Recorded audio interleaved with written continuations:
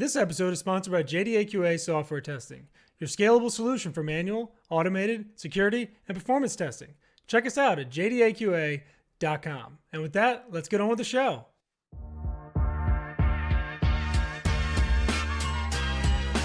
This is The First Customer, hosted by Jay Agnew.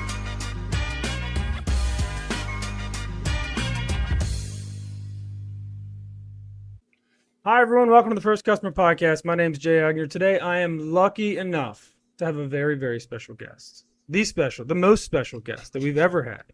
Chris Wink. Stop trolling me, Jay. CEO and co-founder of Technically, founder of Philly Tech Week. And for those who don't know, Technically, from the horse's mouth, is a news organization with a community of technologists and entrepreneurs. I think it's a very nice way to say digital newspaper. I'm going to read a quote, though. I've never done this, but I saw this, and it really punctuated my thoughts of Chris. This is from Lancey Sylvia on your LinkedIn. That's a throwback. Chris Wink is one of the city's brightest stars. He's intelligent, empathetic, and action-oriented. A perfect combination for getting things done in Philly. Chris, welcome to the show, my friend. How are you? Hey, thanks. I wonder how many of your listeners you already lost by... They didn't even show up, so it's good. It's just me and you talking. It's fine. Nobody listens to these anyway. What's up, man? How are you, buddy? Thanks for being on. I am well. Thank you for the opportunity. I'd love to have a conversation with a friend about the work that we do. Yes, and you do a million things, but I'm genuinely interested. I mean, I was going back through your LinkedIn stuff and looking at your history and where you came from and all these different things. So where are you from? Where did you grow up? And did that have any impact on you being an entrepreneur? I'm sure of it. Wherever we are from in the past shapes who we are today. So I'd have to think that's the case. I grew up in a surprisingly rural corner of Northwest New Jersey. New Jersey does have its rural beauty.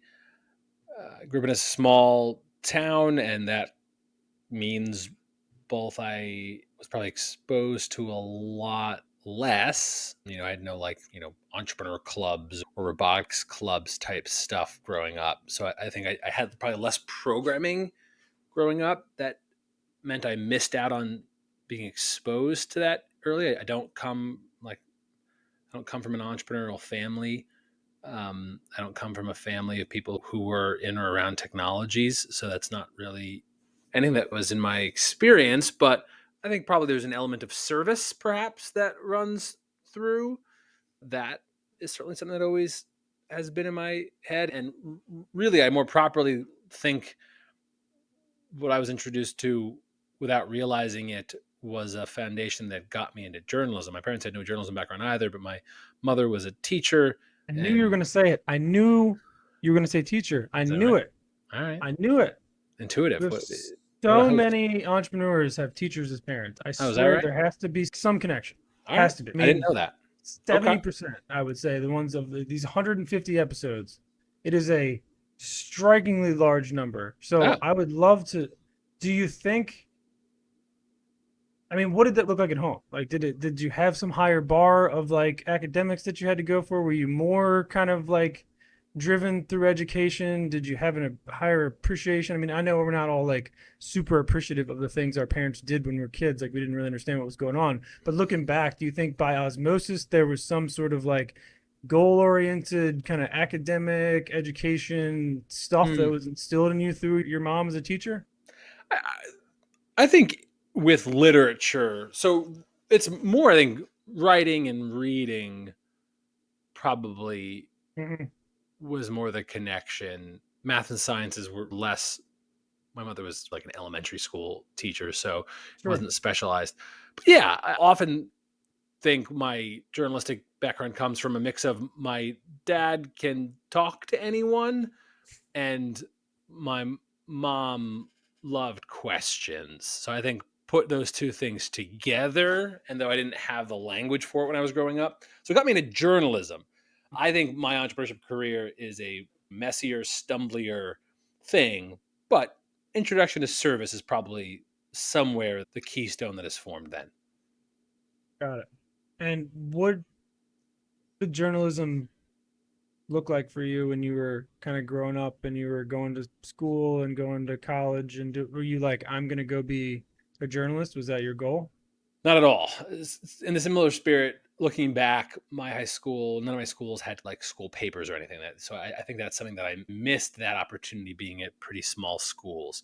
I actually have this fuzzy memory that I think is true, that I had an English teacher in high school say to me, you would have really benefited from a school paper. And I remember being like, not really getting what that meant. Like I knew what a newspaper was, but I don't think I really got. And I hope that's not anachronistic. I think it happened, but it stayed with me that by college, I went to Temple University in Philadelphia, and the true and genuine story is I first few weeks was getting into some trouble with pranks and stuff around the dormitory, and I had a 22-year-old resident assistant who said, "You need to get a hobby, bud, or you're going to get yourself in some trouble."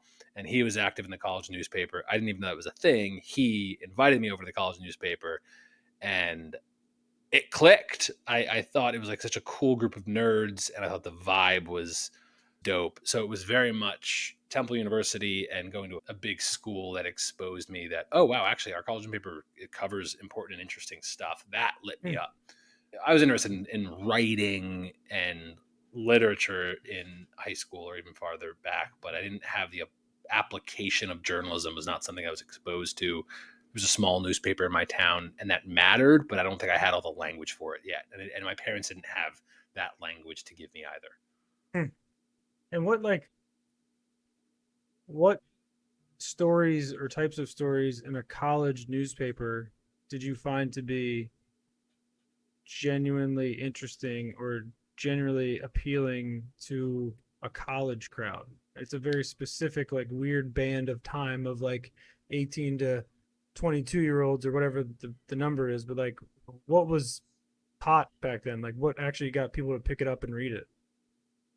Yeah, I mean, I'm probably somewhere in me a real advocate nerd out of student media generally, because they're incredible learning places. Whether or not you care about journalism, it's just great to think about how information is processed. And to our purposes, it is a product, and media is complicated because it's a double-sided marketplace. For So I think any kind of business nerd, I think that's why business and tech people are obsessed with media.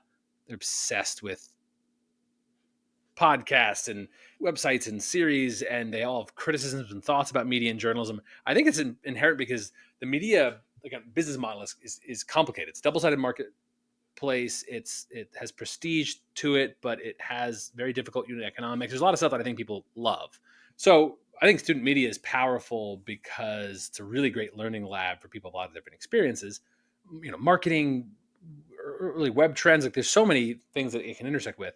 Anyway, I was in undergrad in kind of like mid to late 2000s, and I have a very vivid memory of kind of like one of the first stories that I was assigned. This must have been 2005 ish in Pennsylvania, where Temple University is in Philadelphia in Pennsylvania.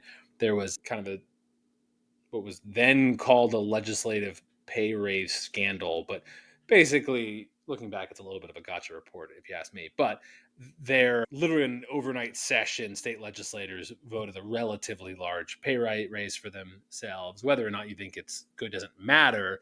But we at the student newspaper had the clever idea to find everyone who had voted down a recent appropriations for Temple University and other state schools, but who voted up their pay raise. And so we kind of called them, all those state legislators, and asked, why did you vote for this but not for this higher ed appropriations? And several of them called me back. And I could still remember being 18 years old, being like, why is a state legislator calling me back? And I think I went into that story thinking we were playing a game. And I think I have this kind of memory of sitting in the student newspaper on the phone with like, oh my God, this person called me back, and I'm talking to them and I'm interviewing them. What is happening? And I think in that moment, my heart grew two, 3 sizes in the Grinch sense, that, oh, this is important. And other people think it's important because somewhere in our ethos, we believe information needs to be truer than it starts out as. And that inspired me and lit something up for me. And I think from that moment on, I took a much deeper responsibility and identity to what that meant about trying to get information out. Mm. And so that was, yeah, something that lit me up, but also I saw students care about it too. No, I love that. I think that answers the question.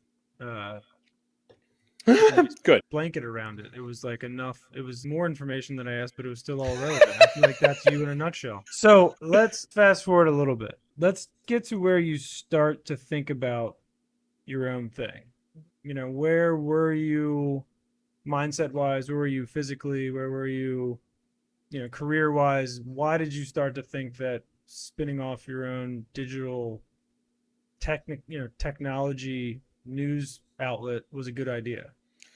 I think of entrepreneurship as applied risk. So I don't think Technically's origin story is as entrepreneurial as it's given credit. I think later on, I think we took some very real risk, but we start technically, two friends and I start a domain called technicallyphilly.com because it was late 2008, early 2009, still at kind of like just coming out of the Great Recession.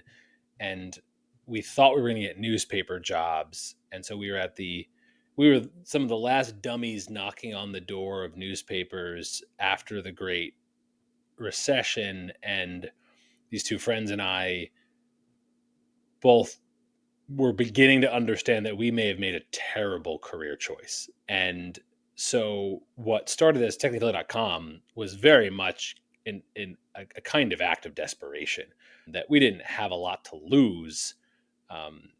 So it's charming. The three of us really did set up a domain. The editorial coverage was really the mix of the three of us. I was interested in policy and business, I guess you would say. My co-founder Brian was interested in really like design and the community of technologists, though I don't think we were using the word yet. And our other friend Sean had more pure tech interests. So the kind of like tech meets community meets business policy really was the three of us had just like our interest, and the Venn diagram is what Technically's earliest coverage was. But as the three of us talk about, we weren't risking a lot. So like, though that's the nice creation myth of Technically, I think there were times when we made some realer risks when we actually had something to lose. But at the earliest days, we had no money. I was landscaping and doing plumbing jobs, and we were going to events with steno pads trying to start any kind of audience when we had very little option. I feel like you're shortchanging yourself, man. I don't know if maybe there's this bigger, maybe other people see it as like you feel like they're giving you too much credit for, the risk that you took, but like it's also like the mental capacity and emotional dedication to something, right? I mean, like you had something that you were building, which is really the core of entrepreneurialism. Even if you take the risks away, like you're building something, and like you built this business, and like, yeah, you're doing other stuff, but like you still kind of kept enough focus on the prize, all three of you somehow, as you're doing other stuff to survive and pay the bills, to like make it last. So I think that's a fairly common origin story. It's not always like, and this, it's not always like going to some VC firm and like convincing them that you're going to build the next greatest thing. And it's not like starting a services company where you can start making money on the jump because you're providing professional services. But you did take a risk. I mean, you mentally tied yourself to this star and didn't know where it was going to go, but like you had this passion for this thing, and not a lot of people get to do that. So I think that's it's more endearing, and it is the charming story. But I think it's charming. Like that actually, I think it's charming. I think it's charming, but I also think it's grounded in a little more entrepreneurialism than you're giving yourself credit for. Maybe I don't know the ins and outs of the story, but I do know that like I do know what it is today, and to get there from where you came, you had to have some sort of dedication to what it is you were doing, right? Like you believed in it enough, and it's like the belief that you could make this thing happen and work, even when you're doing landscaping and plumbing and all this. I mean, it's even more impressive, right? Because you could have gone and done that and like make money immediately, but you're like, no, we're gonna do this thing that we really like and are passionate about, and you grew it over the years. So Anyway, I don't know the origin story beyond what you just told me, but I do think entrepreneurialism comes in so many different flavors, and people like to discount their story because it's easy, it's a nobler path to take. But you got to give yourself some credit sometimes, man. I think it's an interesting start, grounded in something you really wanted to do, and you stuck it out. That's I part of think it. my point is I also get when I look back there are other decision points when we bet something. And That's fair. so I think that's why also we encourage people to try companies when they're younger, because that's the beauty, is that you have very little to lose. That's why it's good.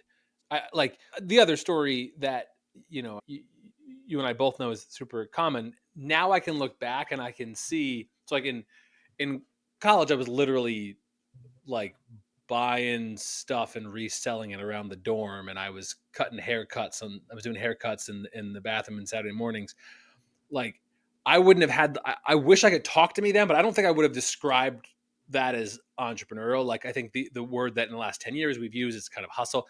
I don't think that is right. Like, I think that is, for whatever reason, that was true. I think the three of us had that. We were like, had a personality trait that, looking back, we're like, we're gonna just go try to figure something out, and that I think is Hmm. very entrepreneurial. I also just know we were so desperate, anything was better than what we could do. Now I think there's other times when we had something to lose, and when I like said no, I'm going to go back into that, I look back and I'm like, that's when I actually became an entrepreneur. When I said I'm gonna put some money back on the table, or I'm gonna bet on this, I had reputational risk. I feel like now, and I think a lot of entrepreneurs have that, like, reputational risk is real. Hmm. And that, I think, is the obstacle for more people ever doing something entrepreneurial, is the reputational risk. When you're Sure. 22 and unemployed, it's a great time to start because there's no reputational risk. I can't fall any farther.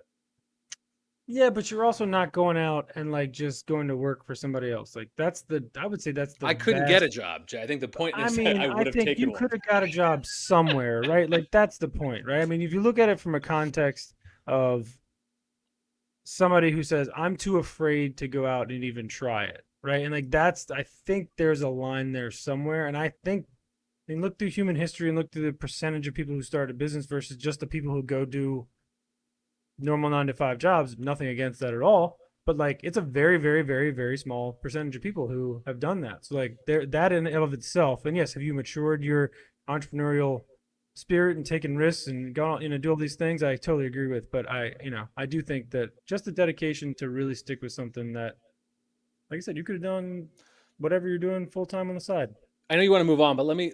You just what the one thing that you say that I think is real and interesting that others might identify with. And I don't know if we all do this, but I do a lot of, like, older me. If I was able to talk to younger me, one thing that I think I remember enduring, I took very hard. I think, well, particularly in my moment in time of my trade of journalism, we got shit talked so much when we were trying to start what became technically, from other journals that should have been mentors or supporters. That's the thing that I will, like, I definitely have some, like, trauma baggage that I will carry forever from people who were, to your point, just old enough that they got in when they still could get a job, and Right. that we were tossed aside as these, like, self promoters. And I think maybe you also feel in my voice where we're like, fuck you guys. Like, we wish we could get a fucking job. Are you fucking kidding Right. me? We, like, this is the Right. only option we fucking have. We are paddling as fast as we can to survive. And you're saying we're self promoting? Like, literally, we got in Alt Weekly, we got named in a very tongue in cheek, the biggest self promoters. And it was like this description of 3 23-year-olds, to the point where later the editor, I had beers with the editor like 10 years later, and he apologized because it was like the biggest dump fest. So I think that was a lot of bravery I want to give 22, 23-year-old us, that we were getting shit talked on this older tribe of our industry peers. Or that is a trauma I will never do to another younger person because it was done to me. I think it's a very good point, and I feel like that has, to some degree, and I'm sure different industries are completely different, but I do feel like there is a air of giving back from a mentorship perspective that I've seen, at least in the tech space, grow and change over the past 10, 15, 20 years of like, you don't need to be a dick. You don't need to be scared of somebody that's younger and coming up and do like, and there's a good feeling attached with helping someone else and watching them grow in their own little space that they're in. And like, maybe they're, partner yours one day, maybe they're send you business one day, who knows? Like, it doesn't matter. It's just like, it's giving back. And like, so yes, I think that's a really good point. All right. So you and three guys, you start this little news organization. Everybody's bashing you and telling you you're fucking idiots and to give up and to go jump off the Walt Whitman or whatever. Kind of walk me through to where we are now. Like, what are the big milestones that you guys hit? What are some of those bigger risks you took? Like, how did you take it from that 3-person org into what it is today? Yeah. So those first couple years, we're all piecing it together. It's a hobby project that we're doing at night and just truly trying to keep head above water by whatever gig work we can do. And that Great Recession moment starts improving. There's kind of 2009, 2010, 2011, that economy starts churning a bit. And that's when I think it starts mattering. I think by 2011, we had done a little bit of freelance stuff. We had gotten a little bit of audience growth because we stuck with it. And I think there was a moment in that kind of 2011, 2012 period where we could have all said, all right, this served its purpose. Let's go get our job. We could have gotten reporter jobs then. And we had launched Philly Tech Week, which I think, looking back, I'm proud of. 24-year-old us said, we talked to a lot of different we talked to kind of traditional IT businesses. We're talking this like little kind of startup-y thing. We're talking to these like early meetup culture. We were finding these little groups that all would talk about themselves as being a tech community. And we were talking to people in other cities and finding this was happening elsewhere, that these little sub communities locally all thought they were a tech community. They all started using that word community. It was like interesting that we were seeing some patterns. But at that point, there really was very little intersection between kind of IT businesses early. This is literally obviously pre kind of Salesforce SaaS, model really popularized, but like there was a kind of software scene happening and early meetup culture. We were going out to these events and we were becoming a little, they all would read us and we're like, oh, that's interesting that these little different corners of quote unquote tech, like we're a through line for them because we were covering the kids who weren't getting business publication coverage, but we also were being read by some of the kind of traditional businesses. So we launched Philly Tech Week, which was just a very straightforward. We think we're sensible as a news org to get all these different groups to just be united on one front, because the trade associations that existed were for pretty traditional IT businesses, and we were trying to pull some different groups in together. We actually like hung out with software developers because they were a lot of our peers. And so I think the thing that we weren't only talking to entrepreneurs, we also were interested in like the people who are building software, tech workers, like freelance economy designers. That I think was early on interesting about us, that there was also a worker voice alongside the entrepreneurship voice. Mm-hmm. And that's made us unusual. So that I think was important. So Philly Tech Week was important. Because we got probably $20,000 in sponsorships, which was literally like, it was as if we were a billionaire. Like it was the biggest. It was incredible. We got like 3 $500 sponsorships. Oh my God! So that meant everything. That was an important stage. It was when friend Sean stepped aside. And I think that's an entrepreneurial moment where Brian and I said, we think there is something here, and that's when we rebranded to Technically. And so Brian and I said, we want to try this. So I feel like that's a lot of like, that was entrepreneurial, that we think there's something here. So we rebranded it Technically.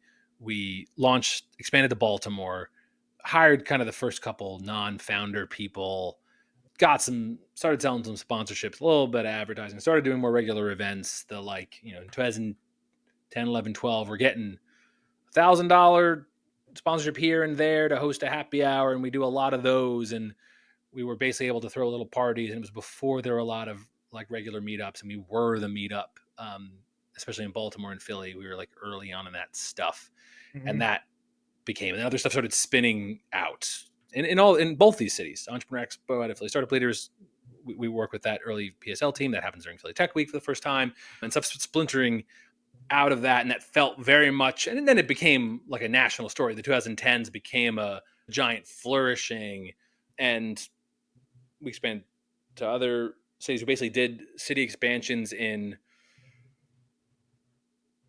2014, 15, 16, 17. We skipped 1 year because we took on another brand called Generosity, and then 2019 we did our last market expansion. And then pandemic felt like it's been a 4 years of just white knuckling. And now I think I'm back to, all right, what are we now? We're no longer an events model. Here we are. And so what is that? What are you now? What does the non-events model look like for you? Honestly, it's like back to basics in some sense for me. I almost feel like the events were strategic in the 2010s, but so the barrier to entry was so low, such a flood, helpfully, of so many groups organizing so many events. That was growing a lot in the late 2010s. We already saw the writing on the wall of like, do we want to be the best event? No, Right. because it's not even what we're trying to be. I don't want to be an events producer. That's not what my career is. Mm-hmm. So we were already kind of retreating from that in the late 2010s. The pandemic made it easier because then for 18 months, that business model was effectively illegal. So it felt like, all right, here's the chance to just totally run from that. And so we went to like some basics. We have advertising. People buy newsletter takeovers, and we do underwritten. I've pushed for a lot more financially supported journalism. So we've gone deeper, done some more philanthropy, because I wanted to, especially with an AI moment, I bet all the world on, we have to go deeper and deeper. And we'll do like an annual conference still. So I think I'm betting a lot more on, I have to professionalize and go deeper and bigger and more national, because I think so much of the local stuff will be able to be filled by hobby projects. So like anything that people are doing for a hobby or out of the goodness of their heart, if they can do it as well or nearly as well as I am, then I shouldn't be doing it, because why am I paying people full time and getting healthcare benefits for someone who'll do it for free? That's motivated me to say we have to specialize in deeper and more professional work. So it's advertising in a very traditional sense, just with new products, and some philanthropy. About a quarter philanthropy, a little less. Who would you consider your first customer? I know you. I mean, literally right here is. I'm gonna ask. Okay, is that the first dollar? First dollar. So I may give her too much credit, but I always point out Tracy Wilson Rossman from Chariot Solutions bought the first ad. So this is a true story that in late 2009 I think we actually made a list of people to call to advertise on our blog. And truth is not faked. It always feels faked.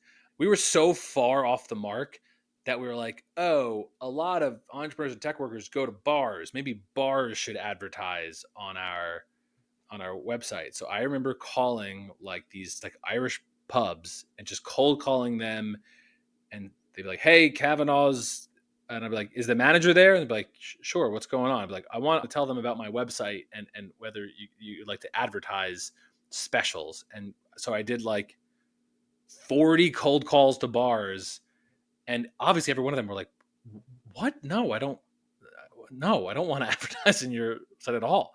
And then we found this small IT consulting firm, Chariot Solutions, in suburban Philadelphia that we covered sometimes, advertised. They sold their services to people who are growing tech companies. And so we're like, oh, I get it. It is valuable for you to be in front of our audience. You'll buy $150 ad. Cool. And so I think Chariot and Tracy will always get credit for being the first $150 ad buy. Super ironic. I was just emailing with Mike yesterday. There you go. Well, so give Mike my best. Good folks over there. All right. Well, we could probably talk for about 6 hours. We're gonna wrap it. I have one question for you that's non-business related, non-news related. Maybe it's news related, but non-business related. If you could do anything on Earth, and you knew you wouldn't fail, what would it be?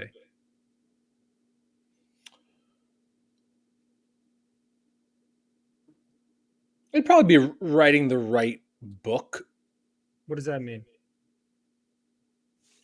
A, a book that mattered and helped people do or understand a thing. Hmm. My interest in journalism, when distilled, is that I like to try to figure out complex stuff and try to make it a little easier for other people to understand or engage with. And so Mm-hmm. I still, it's not my job anymore, but I still love writing a news article. I still love trying to dig into something and make it simpler and more approachable. And I really respect fiction and nonfiction for that matter, because they're just different platforms. But going long and big on a thing, on a theme or a concept, and I read a ton of books. I so love that someone spent years of their life on a thing that in a couple weeks I can try to get their time and put it in my head. So I admire it. So that will be a contribution I hope to someday make. Love that answer. I kind of want to do that too. Done. We'll do it Your wish is together. my command. We'll do it together. Chris, you're a pillar of Philadelphia in All many right. respects. You are incredibly handsome. You're kind of Mm-hmm. tall. You run a news Mm-hmm. organization. You're, happy, successful dad.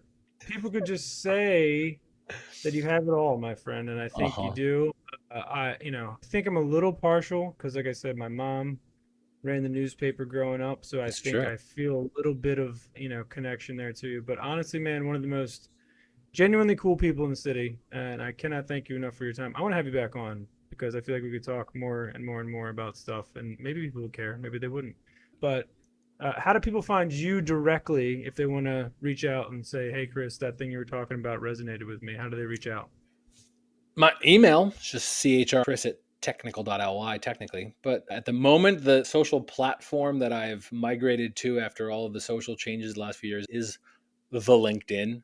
So thelinkedin.com is a Someone place said that the I'm other able. day, LinkedIn's having a moment, which I think is a true Yeah, statement. it's just Is not toxic. So everything gets clowned on for being kind of like overly earnest and a bunch of like business dweebs selling their stuff is right. almost its charm, because it is just very earnestly just people doing their thing. It There's is not. what it is. It is what it And is. It's actually, that is a cliche that is actually 100% true. It is I feel like exactly what it is. it is exactly what is on the box, and I think in some respects, that's come back around to be appreciated. All right, check out technically technical.ly. We love those Libyan domains. I mean, it's, did you have problems registering that in America? Not problems. We actually did in very reportedly fashion. We actually went really deep on. Wait, To do it? at this point, we were like, are we supporting the Gaddafi regime? So we Yeah. did actually a bunch of reporting, Okay. and ICANN would backstop it, and it was at a separate entity that was kind of licensed out. We actually talked to someone from Bitly who at that point was on a .ly, and we had Right. like a little Yeah. .ly Yeah. group Yeah. meeting, and we felt good about it. We do have backups if it all falls apart, but ICANN would backstop the .ly domain. Reporting in a business function I happens love all it. the time. I love it. All right, buddy. Have a good rest of your week. Have a good Thanks, Jay. summer. We'll talk to you soon. Thanks, See ya, Chris. friends. See All you, right, bye man. bye. See ya.